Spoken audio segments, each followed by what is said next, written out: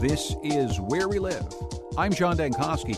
Coming up, our staff expert on all things New Orleans and Mardi Gras, Jeff Cohen, talks to one of the best New Orleans musicians alive today, Trombone Shorty. Stay tuned for that. But first, the story of explorer Henry Morton Stanley is pretty easily boiled down to one question for a lot of people. Dr. Livingstone, I presume? It's the famous line supposedly uttered by Stanley as he discovers the missionary in deepest Africa. But it's another discovery, that of a lost white tribe, that may point toward our current understanding of race and colonialism even more than 150 years later. It's a key story in a new book by historian and exploration expert Michael Robinson. He's associate professor of history at Hillier College at the University of Hartford. This book is called The Lost White Tribe: Explorers, Scientists, and the Theory That Changed a Continent. It begins shipping in March. If you want to join us, 860-275-7266. Comment on our website, wnpr.org/where we live, and you can find us on Facebook and Twitter at Where We Live. We've had Michael Robinson here to talk about Antarctic exploration and other types of exploration in the past. It's good to see you once again. Nice to see you, John. So first of all, remind us what got you interested in this story in the first place. I was working on a book in 2002, 2003 on Arctic exploration, and one of the stories I came across was by a guy named Vilmer Stephenson, who traveled to northern Canada. This was really after a lot of the places in the north had been, discovered, so to speak. And what he was really interested is in finding new peoples. And he went to a place called Victoria Island, and on this island found a group of people that he came home reporting as blonde Eskimos. And as I came across this story, I thought, this is just the most bizarre thing in the world. It didn't really fit the kind of work I was doing on the book at the time. So I just tucked it away in a file. And over the years, I kept finding more of these lost white tribe stories, and I kept tucking them away. And then ultimately, by about 5 or 6 years ago, I thought, I think I need to write about this. There's something going on, especially since the fact that a lot of these reports of white tribes took place in a fairly short period of time, between 1850 and about 1940. So. The questions for me were, are they really finding people who are, racially white? Or is this some kind of, fantasy of the explorers themselves? So that was really the kind of question I took to it. Are there other examples you can give us? I mean, we're going to get to a main one that's the real theme of your book and the thread through your book, but are there other examples in this short period of time of people finding these lost white tribes? Sure. There are missionaries, European missionaries that go to Japan, and on the northern island of Japan in the late 19th century, they find the Ainu. And the Ainu they report as being kind of Caucasian in appearance. There's Tibetans that in the 1930s, German expeditions are looking to the people of Tibet as being potentially Aryan in background. There are missionaries in the South Pacific that find the Maori and call the Maori Aryan. There are people in Peru and in Panama, which they call the White Indians, that were also seen as racially white. In fact, you can kind of go all over the world and find Europeans pointing at native peoples and saying, these people look Caucasian. and that's interesting. And how much, and obviously we'll get more into this as we get into your book, but how much of this do you think has to do with the constructs of what race was all about at that time? I mean, what we thought to be white and non-white, Caucasian and not Caucasian? That's an awesome question, and it's really the question that kind of drives the book. Because race was a hugely important and interesting question to Europeans in the 19th century as they began to not only explore the world but colonize the world and try to sort out what their relationship was to the people who they were colonizing. And in an attempt both to, let's say, understand the people that they were colonizing, as well as to regulating and dominating them, these ideas of racial distinctions became super important. And they tried to find scientific means to establish the different races, And it was constantly through either linguistics, through behavior, through studying skull measurements, studying intelligence, all of these different ways. They hoped desperately to find these benchmarks of race. It was kind of like chasing the Cheshire cat. It kept escaping them. And the science, as we'll hear, is somewhat science, but it's also very much rooted in the Bible. But let's turn to the story of Henry Morton Stanley. First of all, beyond the line, the famous Dr. Livingstone, I presume line. I mean, what should we know about Henry Morton Stanley, the explorer? Stanley was born in England in the early part of the 19th century, and he moved to the United States. He was actually brought up in an orphanage. Came from very modest roots, and came to the United States and kind of kicked around doing many things as a young man. Finally became a reporter, took the name of a kind of patron and mentor to him. Stanley was not his original name. And so he was both a striver, someone who was incredibly ambitious, but also someone who was very sensitive about his background. He became a reporter for the New York Herald, which was the leading newspaper of the day, and his employer was very interested in trying to find stories, in a sense, trying to drive the news. We came up with ideas for expeditions, really to kind of create news stories. And when the world's most famous missionary, Livingstone, went missing in the late, or basically they stopped hearing from him in the late 1860s, they sent Stanley to search for him. So that's what he's doing, and he's on these explorations. At the time that he finds this white tribe that you write about, what was he doing? Where exactly was he in Africa? So Stanley had, after the expedition in which he finds Livingstone and becomes essentially the world's most famous explorer, Stanley goes back to Africa in 1874. At this time, to kind of clear up a controversy that had consumed the British scientific community, which was, what is the source of the Nile? And for many years, a number of different British explorers had searched East Africa looking for the lake that they thought would be the source.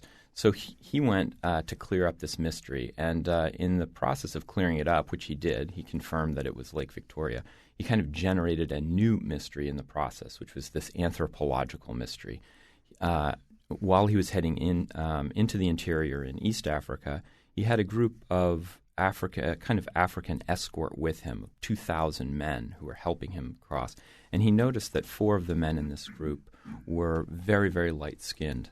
And he asked about who they were. In fact, he called them so light-skinned they looked to him like they were Greeks.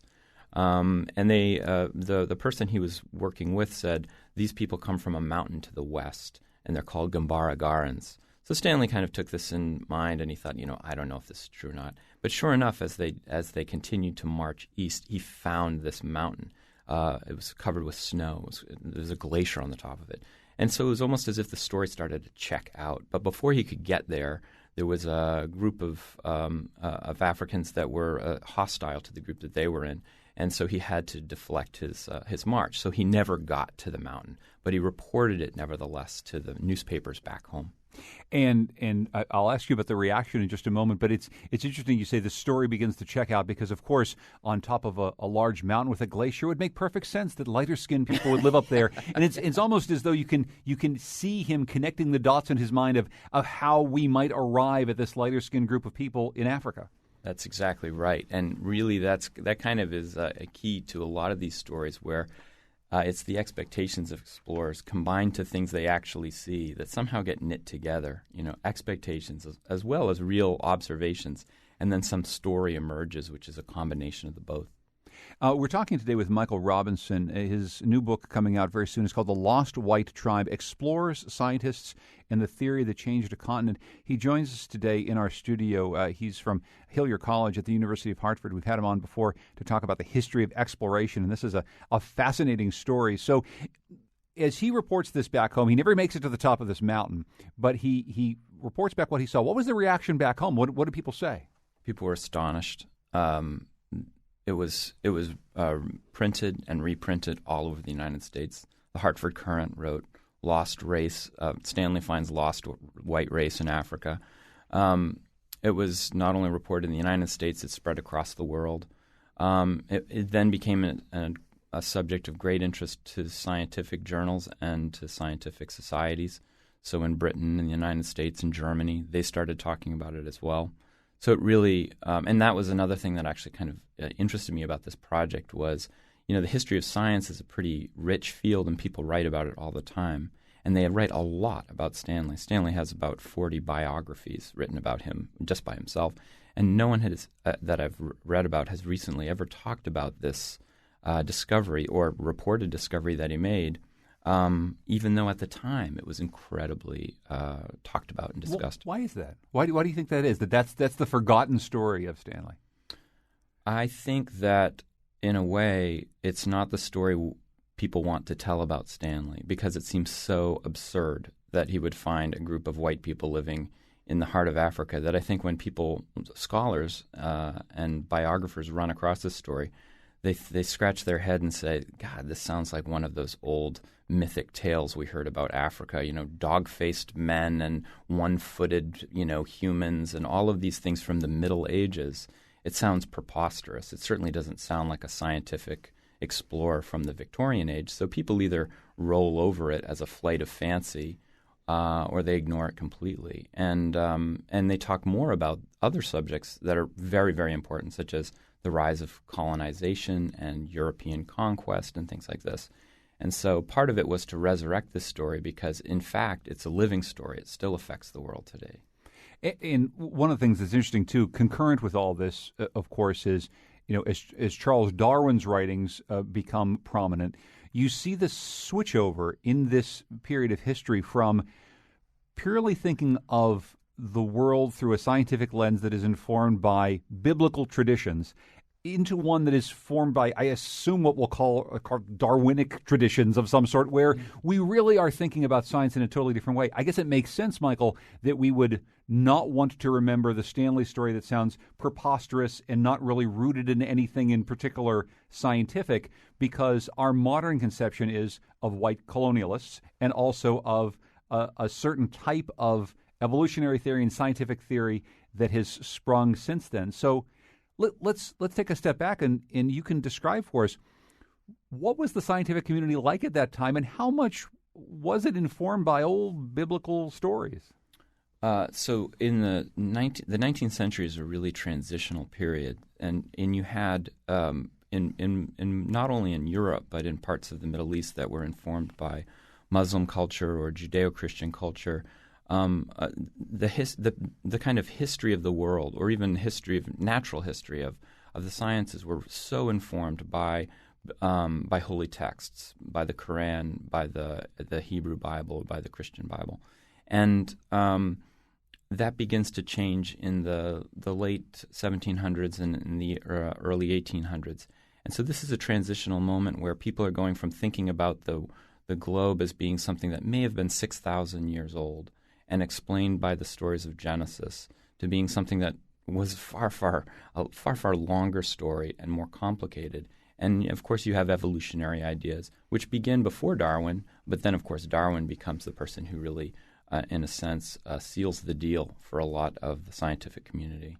So the theory that you write about in this book that is still alive at this time is the so-called Hamitic theory. And maybe you can describe what this is and who Ham was. Yes. Some of us who haven't read the Bible for a while had to think about that for a moment. Yeah. So the Hamitic hypothesis, which is what the name essentially is the name of the theory for explaining why you would find white tribes in places you wouldn't expect them. That name comes from Ham, who was the son of Noah. And as the story goes, if you read Genesis 9, Noah, of course, builds the ark, sails with his 3 sons and their families and a menagerie of animals during the flood, and eventually come down on Mount Ararat. And in Genesis 9, it talks about how, everyone is disembarking from the boat. Noah decides to plant a vineyard and drinks the fruits of this wine vineyard and gets drunk and is essentially passed out naked in his tent. His son Ham finds him, reports this to his brothers. His brothers, without looking at their father, clothe him with a cloak. And when Noah wakes up, for some reason, gets mad at Ham and says, "Cursed be you, Ham. Cursed be your son Canaan. You will forever be the slaves of your brothers." Now, this is a very odd story if you read it. Why would Noah be getting mad at Ham, of all things? It may have to do with an ancient idea of nakedness. It may be that there was some crime committed that is lost to the original story of Genesis. We don't really know. What we do know is probably that this was originally intended as a curse against the Canaanites. So this was, in a sense, a kind of Hebrew story to justify their treatment of the Canaanites in that part of the world. But over time, the story of Ham, because the sons of Noah's repopulated the world, they became essentially associated with the different races of the world. Ham became associated with Africans. And as a result, during the slave trade in the 1600s and 1700s, Europeans looked to this Genesis story and said, aha, here we have a justification for the slavery of Africans. These are the outcast sons of Ham. And so these are the outcast sons of Ham, exactly right. But what's interesting about your story is essentially it gets then flipped on its head. So this is the justification for why the African peoples might be subjugated by Europeans.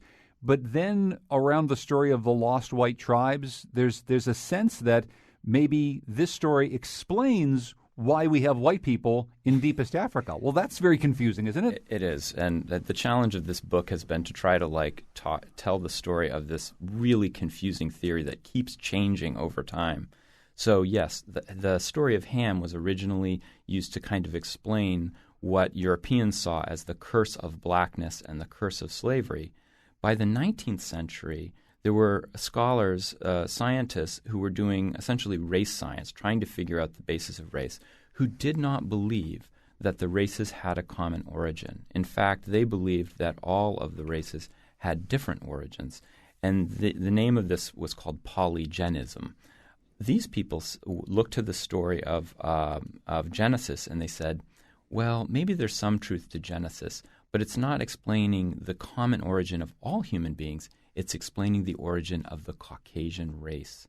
Now, if you look at Genesis as just being a story of essentially Caucasian ancestors, then Ham becomes essentially this group of Caucasians that enters Africa at some point in the distant past and essentially conquers the other races of Africa, meaning the black African races. So in a sense, the story gets flipped on its head in the 19th century, becoming an explanation not for the existence of black Africans, but for the existence of white Africans. It's very confusing. It is confusing, and we're going to take a break in a moment, but I'm wondering if then you can explain how Stanley and those concurrent with him were fusing these ideas that go back to Genesis and maybe these new ideas about what the Genesis story tells us with the science of the day, because we were starting to, in the world, become more modern than just looking back 6,000 years. We were indeed starting to develop new scientific ideas. How do these things fuse and merge? Yeah, that's a great question. The reality is we have an idea, I think, currently that science and religion are often at war in history. We look at the story of Galileo, for example, where he has this fight with the Catholic Church. In truth, science and religion are always dancing up against each other, really. They're dance partners, and sometimes they step on each other's feet, and sometimes they dance well together. And I think this is true of this story very much so, because even people like Darwin and those people who were beginning to reject a biblical explanation for the history of the world still believed that the Bible probably had a kernel of truth, and that ultimately there would be some way of uniting basic elements of both stories together. I'll give you a quick example of that. Almost everybody believed in the ancient period, people who were readers of the book, of the Quran or the Bible, that the origin of the human race was in Asia, probably the Middle East or Central Asia. That began when people began to look at linguistics, like the beginning of Indo-European language studies. They also found a kind of homeland for Indo-European languages in that exact same period. And people like Johann Blumenbach, who came up with the term Caucasian, also believed that the origins of the human species were in Central Asia. They liked this idea because it also even though they disagreed with the Bible in many forms, it seemed to connect that story with something that they were discovering in science. Is it about connecting the story, or is it about helping to... forgive me, but sell the story that they're trying to tell. I mean, it's much easier to sell your scientific theory if most of the world believes in the Bible story and you're able to say, aha, but here's how it connects to the story you already know. Yeah, that's, boy, I mean, that's a great question and a difficult one to answer. You know, human motives are so mixed and difficult to interpret. So I'm sure there's some of that too. I mean, I know for a fact that Darwin, I mean, because Darwin writes about this, Darwin probably by the end of his life was an agnostic or an atheist, and yet he deliberated it was a very difficult deliberation for him about how to talk about these subjects. Not just because he was worried about offending, people in British society, but offending his wife, who is deeply devout. So yeah, these are difficult questions of motivation. Well, we're going to come back with Michael Robinson and talk more about some of the impact of all this on how we think and talk about race today. Even the book is The Lost White Tribe, explores scientists and the theory that changed a continent. We'll be right back after this, Where We Live.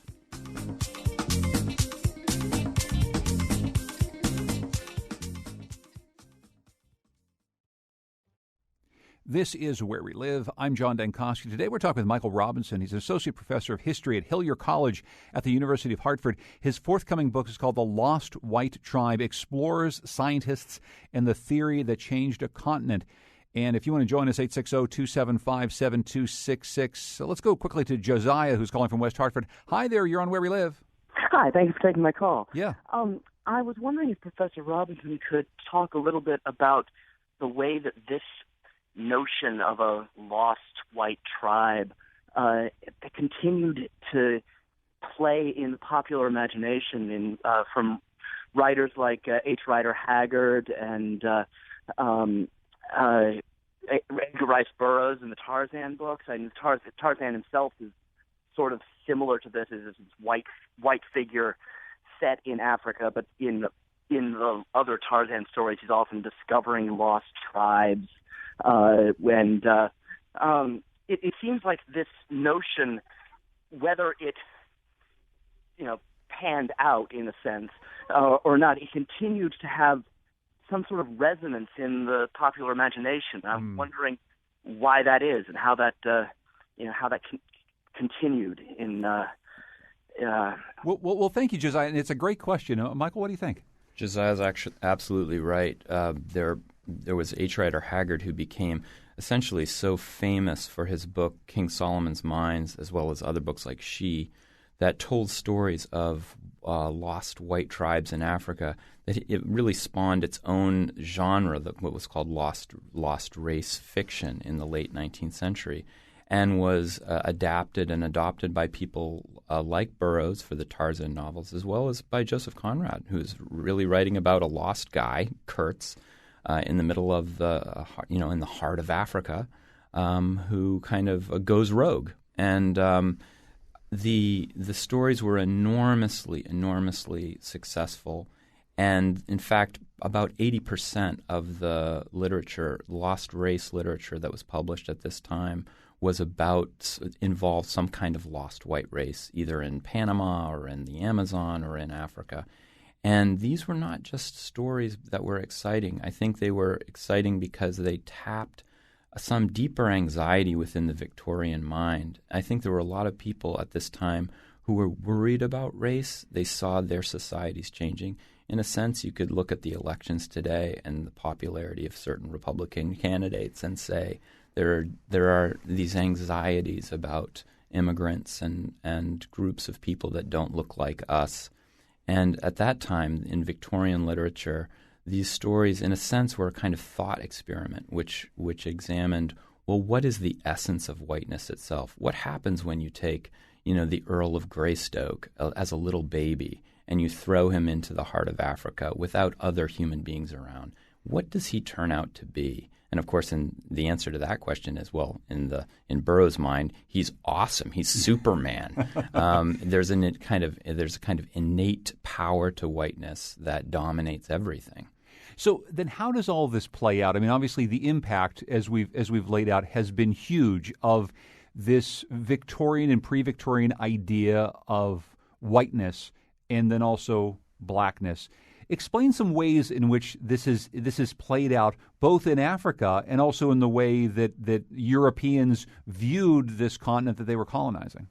So the impact of these ideas on Europeans was profound, because when they went to other parts of the world, and not just Africa, to India, to the South Pacific, to South America, they found groups of people that they believed were more racially similar to themselves, that were proto-white, and that they had a kind of scientific theory for explaining how that was possible. And those peoples were generally privileged within the colonial structure. They would be given positions within the colonial administrations.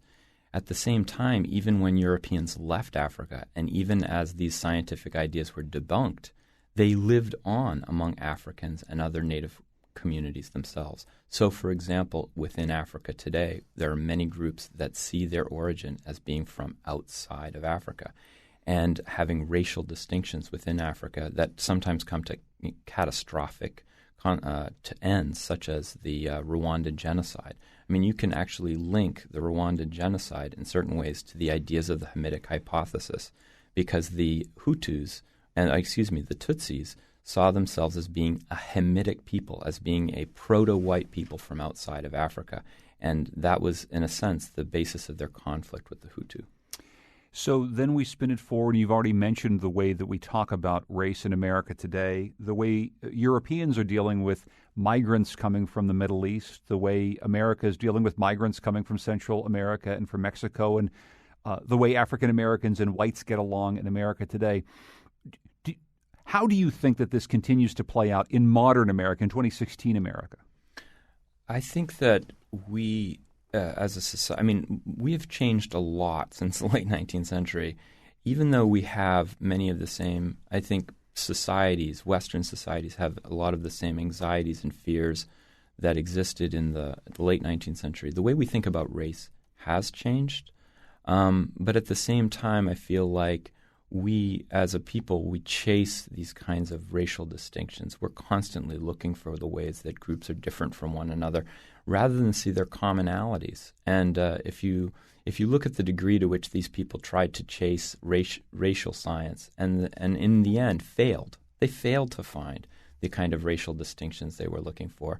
I think it's a kind of cautionary tale for today when we try to kind of divide up the world into Muslim and Christian and fundamentalist and not fundamentalist. And continually look for the way in which we are greater and they are lesser in some way, that we are more deserving of the thing that we have and they are less deserving of that same thing. If there's any kind of conclusion to the book, it's that I think the commonalities of the human species far outweigh the differences. What did you find when you went to Africa to do research for this book? What did you see with your own eyes? I went to do some research at Kampala University in Uganda about this story, and to talk with some scholars there who'd been studying the Hamitic hypothesis. And then I just couldn't help myself. I had to actually go to the mountain, which is on the border with Congo, and I spent 8 days climbing it, which I probably shouldn't have done because I'm not really an experienced climber.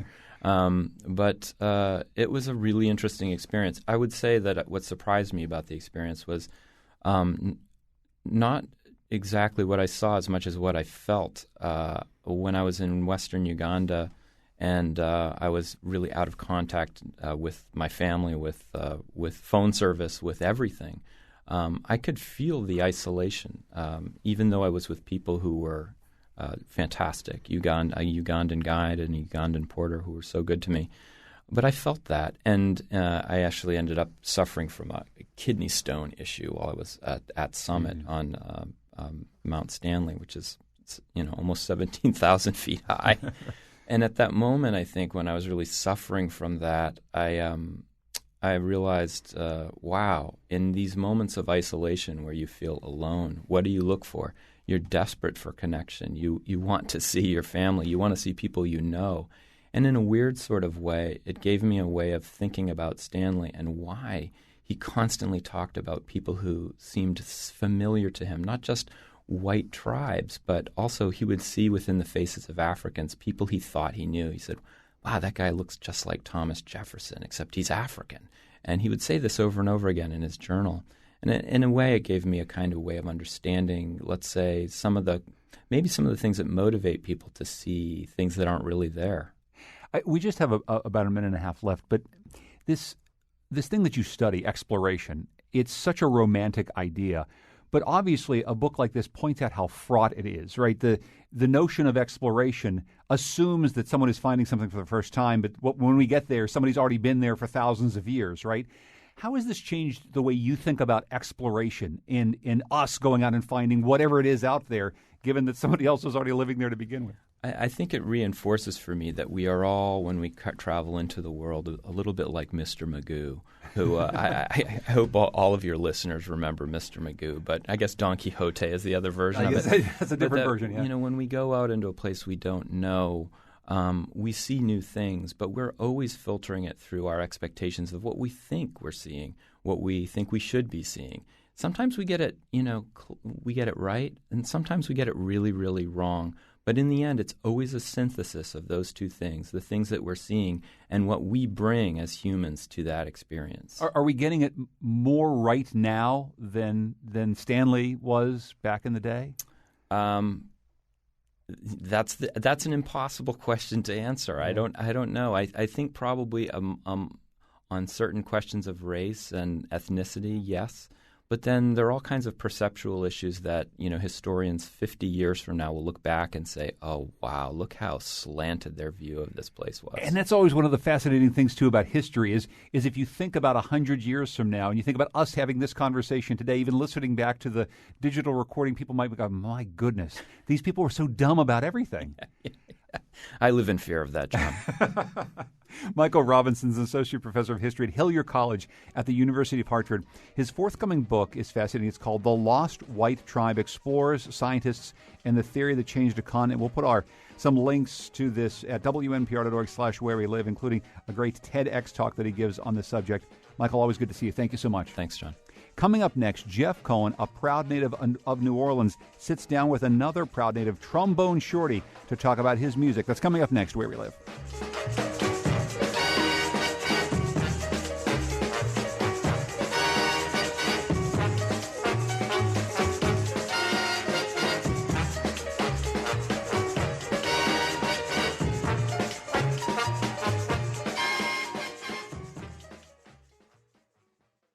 This is Where We Live. I'm John Dankosky.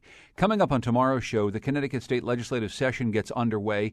We'll have a preview of how the governor and lawmakers plan to approach another tough budget year. Plus, we'll get reaction to the Iowa caucus results and look ahead to New Hampshire on the Wheelhouse, our weekly news roundtable. Hope you can join us. Next, we're going to present something a little different. Our reporter, Jeff Cohen, is a proud native of New Orleans, and this time of year, his town is getting ready for Mardi Gras. Turns out that another native son of New Orleans, Trombone Shorty, is coming to Connecticut this week. So Jeff, a trombone player himself, chatted with the musician as he got ready for his gig in stores.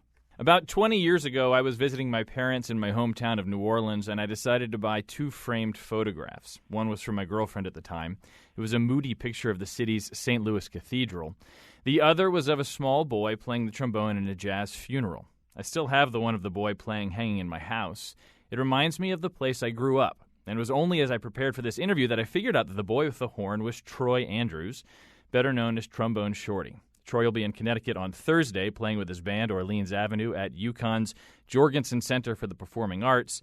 Right now he joins me by phone. Troy Andrews, Trombone Shorty, thanks for taking the time. Thank you for having me, Jeff. So look, I'm looking at your concert calendar, and I see that you've got shows coming up in Mexico and then all across New England and Vermont, New Hampshire, Massachusetts, here in Connecticut. And then it's back to New Orleans, where it's carnival season, and you've got a concert during the heart of Mardi Gras after one of the biggest parading days.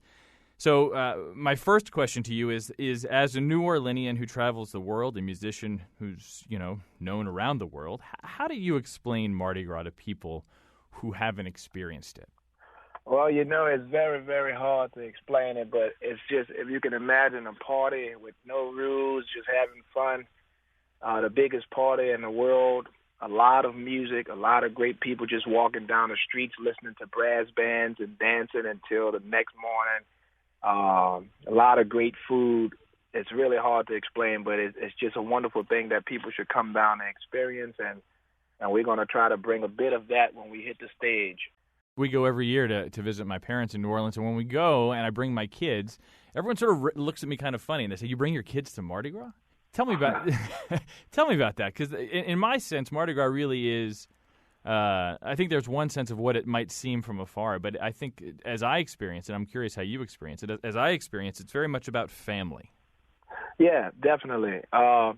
There's different sides of Mardi Gras. When people think and they ask you a question of would you bring your kid there, I think that's them coming from the more commercial aspect, from looking at it on TV and Bourbon Street and all that Bourbon Street and the French Quarter has to offer. But at the same time, the way I grew up in the Treme, it was almost like a family reunion. People would get together, we cook and eat crawfish and party and watch the Mardi Gras Indians go around the neighborhood. And also the parades and different things are really exciting for the kids to catch teddy bears and coconuts and different things. So it depends on what side of Mardi Gras you're looking at, but it works for everyone. You got people that's just coming in as tourists that want to party all night. We have that. And also if you have people that want to bring the kids just for the atmosphere to watch the marching bands and the dancers and everyone. I mean, Mardi Gras covers all the bases of what party can be for every human being. Now, do you get to experience Mardi Gras still today? I know you're playing after one of the big parading days on Sunday, but is that something that you still enjoy participating in? Yeah, whenever I get the chance, I try to go out and go to the parades and hang out a little bit just because it's a part of the tradition and it's something that I grew up doing. I try to do it as much as I can. The last few years with the busy touring schedule that we've been keeping, it's been very hard for me to be there. So I'm lucky if I'm able to catch one parade, but fortunately I've been doing this show here after one of the big parades on a Sunday night right before Mardi Gras. We'll always make sure we come back for that. And doing sound check, the parade actually starts there. So we'll hang out at sound check and go right outside and watch it kick off, and it works out. But as much as I can, I try to do it. That's terrific. Hey, look, along those same lines, I'd like to ask you a little bit about New Orleans itself and its role in your music. The city gets a lot of attention, and it seems to me from where I am that you're kind of one of the city's cultural ambassadors of its music, of its attitude, and I know where you're from as a musician. It's part of your band name. It's part of who you are. I'm wondering if you share that sense that New Orleans is a part of your, not just who you are, but who you are represented to be, and if so, if that puts any pressure on you as an artist. Well, New Orleans is everything that I am. Without the city and without the things that I've been able to experience coming up in the Treme and just being in New Orleans, I don't think I would sound the way that I sound. I don't think I would have the background musically that I would have. Mm-hmm. And just growing up in a city where music is a part of everyday life, it really has a tremendous effect on who I am today. So as far as the pressure goes, maybe I feel a little pressure from some of the older musicians when they tell me, it's in your hands, we're counting on you to do some things like that. To keep it alive or different things like that. That can be a little nerve-wracking coming from people like the Neville Brothers and Dr. John and people like that, because I look up so much to those guys that helped create a platform and a foundation for me to even build my career off and left a lot of great information and tools for me to become who I am. But other than that, just being from New Orleans and having the city show me the same love that I've given them, and they've raised me here. I don't mind the pressure. I feel great to be one of the people who help represent what this great city has been doing for a lot of years now. It seems like a responsibility, but one that you're not opposed to having.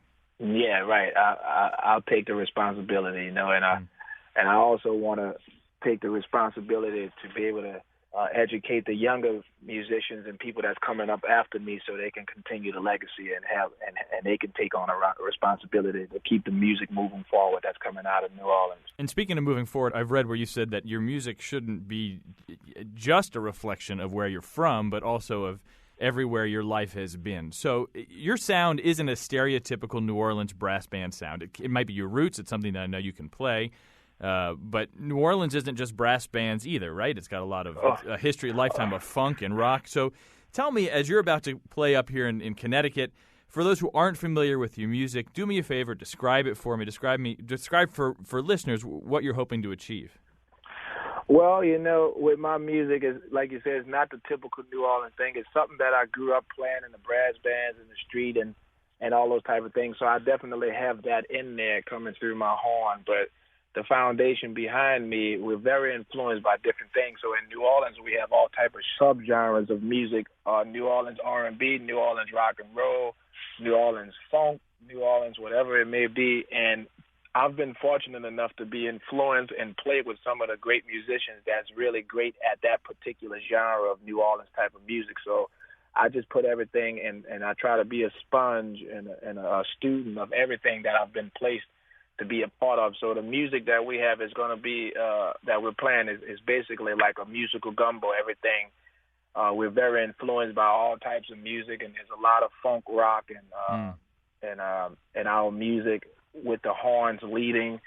But I think the common ground here is just a big party and a big dancing situation to where everybody's going to have a great time. And tell me, Troy, about some of your bandmates. Are these folks that you grew up with in New Orleans? Yes. My drummer, Joey Peebles, he's been playing with me since he was 14. And my bass player, we've been playing together since we were maybe 10 or 12 years old. And a couple of other musicians that's in the band, we've been playing for over 10 years or something like that together.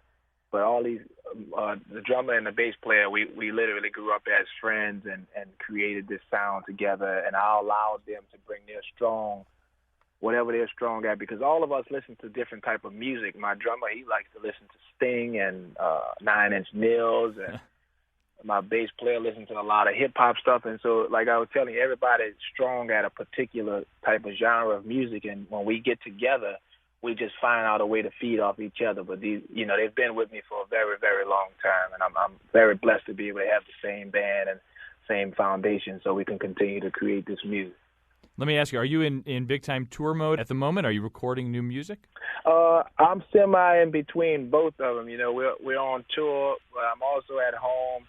I just been here for about a week, and I've been in the studio probably every other day. So it's really weird. I don't know if I'm ever able to distinguish the two modes I'm supposed to be in. When I'm home, I want to be on the road. When I'm on the road, I want to be home. But when I'm in the studio, I like to take a break. But then the music is coming, so it's I'm just in music mode all the time, wherever that may be.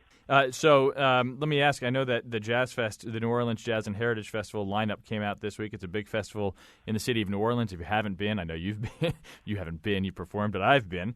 If you haven't been and you're listening, you should take some time and go down there. Troy, your act is, you and your band are closing the Jazz Fest this year, and that's something you've done before. That is such a huge festival in the city. And you play a huge stage there outside with just a bunch of sweaty, grungy, well-fed people out there watching. What's it like being on that stage? It's different for me. I grew up playing the Jazz Fest since I was maybe about 5 years old, and I only missed one that I could think of. But to be able to play the stage, play that stage and close out the festival. I've sat in with the Neville brothers who held that spot for probably as long as I've been alive. To be able to play that and close it out and end on a high note in New Orleans and play some New Orleans music at the New Orleans Jazz Festival, it's just a really, really, it's like a Super Bowl to us, like me and my band. No matter where we are, when we get to the Jazz Fest, even though it's in the early part of the year, that's like a big accomplishment for us, and we're very, very honored and blessed that the Jazz Fest thought of us to be able to handle that and be able to close it out. But it's incredible, and some of the biggest bands, probably the only place it'll happen in New Orleans where we get some of the biggest bands in the world to play before us. Lenny Kravitz played before us, and some other people. It's been it's just been remarkable to be able to have that spot and play and keep the tradition of having New Orleans act close it out. And you've spoken about tradition and tradition in the music and in bringing music to kids. Tell me a little bit about the Trombone Shorty Foundation. Yeah, well, the Trombone Shorty Foundation is basically it's an academy that I'm in partnership with Tulane University. And I just wanted to be able to give the kids a foundation from the music business aspect side of it, and also give them some fundamental fundamentally, fundamentally to where they can get some things together.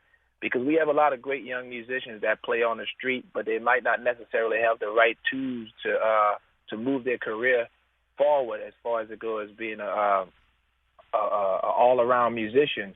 So I wanted to be able to just give those kids that opportunity to learn theoretically some fundamental things that can help take their career to the next level as they continue to grow, and also just give them a foundation to be able to understand the music business side of it. Even though we can't teach them everything at this particular point, at least they know that side exists. And some of them, like I was telling them, before you get to a level to where you can have a manager, you may have to manage yourself, and these are some of the basic tools that you should have under your belt to know before you even get to that level, so you understand what's going on. And also with the foundation, I give away instruments to the kids, and we just give away instruments and hopefully help change some of their lives and have them take the music to the next level or go to college or whatever it may be. Terrific. Hey, we got a couple minutes left. We have a few things in common. I'm from New Orleans. You're from New Orleans. I've got a picture of you hanging in my house. Maybe you've got a picture of me hanging in your house. Yep. You play trombone, and I play with my trombone. I picked it up a few years ago, and I started taking lessons. In fact, I have a lesson today after we're done, so I'm hoping I could ask you like a few quick trombone speed round questions. Yeah. Do you clean out your horn a lot? Because I don't, and I'm wondering if that's part of my problem. Well, every couple of weeks when I get off tour, for some reason I've been really hard on my horn. I always find a way to dent it up for some reason when I'm jumping on stage. So after about a couple of weeks, I send it back to my guy in Slidell, Louisiana, and he cleans it and fixes it up for me. Every couple of weeks? Every couple of weeks. I just messed it up yesterday for some reason. All right. I need to get your guys' information. Maybe it'll help me with my playing, but it's not because I'm jumping around. It's just because I'm not very good at it. Here's another one. My kids always look at me funny when I blow out the spit valve, and their question is that condensation or is that just really spit? I think it's just spit. Just when you're blowing and you're talking, you can feel the spit coming out, but I never empty it out in front of people. So if I'm on stage, I try to swing it behind my legs to where no one even notices, because the kids do get a little freaked out. All right, yeah. Last one. What do you charge for a half-hour lesson? Nothing for you. If I can give you some information, I would love to give it to you. That's the great thing about New Orleans, is that musicians just come up to you if they see you struggling with something, and they'll just tell you what to do, give you a lesson, and then a couple of weeks later they'll see you and expect you to be able to play it, and then they'll give you some more information. So whatever you need, if I can help you out in any way, it's a free lesson. There you go. Troy Andrews, Trombone Shorty. I got a lesson to go to, so I haven't practiced. I'm going to stop here. Thanks so much for taking the time to talk about Mardi Gras, New Orleans, and your music. Thank you, sir. That was Troy Andrews, Trombone Shorty, in a recent interview with WNPR's Jeff Cohen. Trombone Shorty and his band Orleans Avenue will be in Connecticut this Thursday, playing a special Mardi Gras-themed concert at UConn's Jorgensen Center for the Performing Arts. For photos and video of Trombone Shorty, visit our website, WNPR.org. Our program is produced by Lydia Brown and Tucker Ives. Our technical producer is Kion Wolf. Our digital editor is Heather Brandon. The executive producer of Where We Live is Katie Tolarski. Our interns are Stephanie Reif and Ross Levin. You can continue our conversation online, WNPR.org/wherewelive.